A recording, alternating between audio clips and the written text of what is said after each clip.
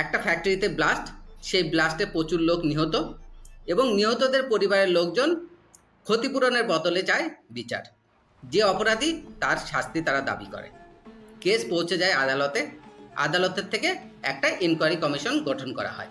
Inquiry কমিশনের report যাতে mister Agarwal অর্থাৎ ফ্যাক্টরির মালিকের পক্ষে আসে, সেই জন্য কমিটির প্রত্যেকের ফ্যামিলিকে কিডন্যাপ করে নেওয়া হয় এবং তাদেরকে থ্রেট দিয়ে মিস্টার আগরওয়াল তার সাপোর্টে রিপোর্ট বানিয়ে সেই রিপোর্টে সাইন করে নেয়। কিন্তু সমস্যা হলো ইনকোয়ারি কমিটির যে লিডার সেই মুহূর্তে শহরে ছিল না।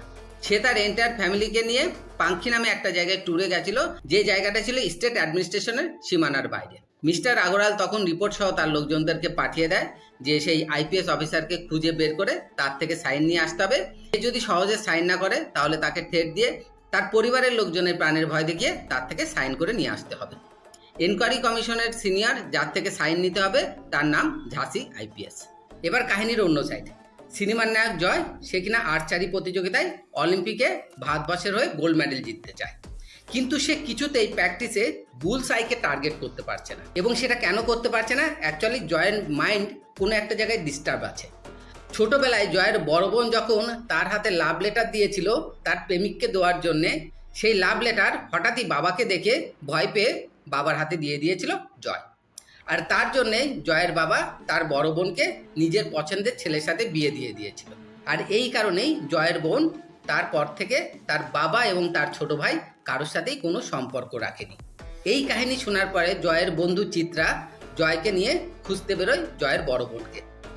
কারণ তারা এটা বুঝতে পারে বড় বোনের কাছ থেকে জয় যদি ক্ষমা না পায় তাহলে জয় কিছুতেই নিজের মাইন্ডকে স্টেবল করতে পারবে না। এরপরে জয় এবং চিত্রা তার বড় বোনকে খুঁজতে বেরিয়ে পড়ে এবং সে তার বড় বোনের শ্বশুরবাড়ি থেকে এটা জানতে পারে যে তার বোন তার এন্টায়ার ফ্যামিলিকে নিয়ে পাঙ্খি নামে কোনো একটা জায়গায় বেড়াতে গেছে। আর এইখানেই আমরা বুঝতে পারি যে গল্পের দুটো সেগমেন্টের যোগসূত্র কোথায়। যে সিনিয়র আইপিএস অফিসারের কাছ থেকে সাইন নেওয়ার জন্য আগরওয়াল তার লোকজনকে পাঠিয়েছে ফাইল দিয়ে, আর জয় যাকে খুঁজতে যাচ্ছে তারা দুজনে অ্যাকচুয়ালি সেম পার্সন, যে কিনা আইপিএস ঝাঁসি। এরপরে আগরওয়ালের গুন্ডারা ট্রেস করে ঝাঁসি এবং তার ফ্যামিলিকে খুঁজে বের করে। তো প্রথমত তারা ইজিলি ফাইলটাকে সাইন করানোর চেষ্টা করে, কিন্তু ঝাঁসি তাতে রাজি হয় না। ঝাঁসি তার ফ্যামিলিকে নিয়ে তাদের হাত থেকে বাঁচার চেষ্টা করে। এরই মধ্যে আগরওয়ালের পাঠানো গুন্ডা এবং ঝাঁসি এবং তার ফ্যামিলির মাঝখানে কোইন্সিডেন্টলি জয় চলে আসে। জয় তখন নর্মালভাবে আগরওয়ালের গুন্ডাদের হাত থেকে একটা বিপদে পড়া ফ্যামিলিকে বাঁচানোর চেষ্টা করে এবং ওই মুহূর্তেই জয় দেখতে পারে বিপদে পড়া ওই ফ্যামিলি অন্য কারো নয়, তার বড় বোনেরই ফ্যামিলি। তো স্বভাবতই জয় তার বড় বোনের ফ্যামিলির হয়ে আগরওয়ালের গুন্ডাদের বিরুদ্ধে লড়তে থাকে এবং প্রতি পদক্ষেপে তার বড় বোনের ফ্যামিলিকে সেভ করতে থাকে। তার বড় বোন ঝাঁসি কিন্তু তখন তাকে চিনতে পারবে না, যেহেতু জয় একটু বড় হয়ে গেছে, 12-14 বছর আগের ঘটনা। এরপরে আগরওয়ালের গুন্ডারা যখন ঝাঁসির থেকে সাইন করাতে পারছে না ফাইলটাকে, আগরওয়াল তখন 1 কোটি টাকার বাউন্টি অ্যানাউন্স করে এবং ওই এলাকার আশেপাশে যত গুন্ডা আছে সমস্ত গুন্ডা অ্যাক্টিভ হয়ে যায় ঝাঁসি এবং তার ফ্যামিলির অন্যদেরকে মারার জন্যে। ঝাঁসির ফ্যামিলিতে টোটাল 14 জন লোক ছিল এবং অ্যানাউন্স করা হয় সবাইকেই মেরে দিতে হবে। এন্টায়ার এলাকার যত গুন্ডা ছিল প্লাস আগরওয়ালের গুন্ডারা সবাই মিলে ঝাঁসি এবং তার ফ্যামিলিকে মারার চেষ্টা করে এবং প্রতি পদক্ষেপে জয় তাদেরকে বাঁচানোর চেষ্টা করে। এইভাবেই চলতে থাকে এবং একটা সময় সিনেমা শেষ পর্যায়ে পৌঁছে যায়। এরপরে জয় ঝাঁসিকে সঠিক সময়ে কালেক্টরের সামনে নিয়ে আসে, ঝাঁসি তার রিপোর্ট সাবমিট করে এবং আগরওয়ালের শাস্তি হয়। এরপরেই চিরাচরিত নিয়ম অনুযায়ী যেটা হয়ে থাকে নর্মাল কমার্শিয়াল সিনেমাতে, দুষ্টের দমন এবং শিষ্টের পালন। তো বন্ধুরা, এই ছিল সিনেমার এক্সপ্লেনেশন। এই সিনেমার রিভিউ করতে গিয়ে আমি খুব বেশি শব্দ খরচ করব না।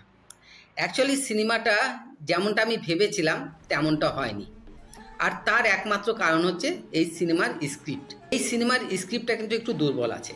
সিনেমার প্রায় 60 থেকে 70% জুড়ে শুধু অ্যাকশন। সিনেমার স্ক্রিপ্টের মধ্যে অভিনয় জিনিসটা একটু কমই আছে। আর এই সিনেমার একমাত্র পরিচিত মুখ আমাদের জন্য নিতিন।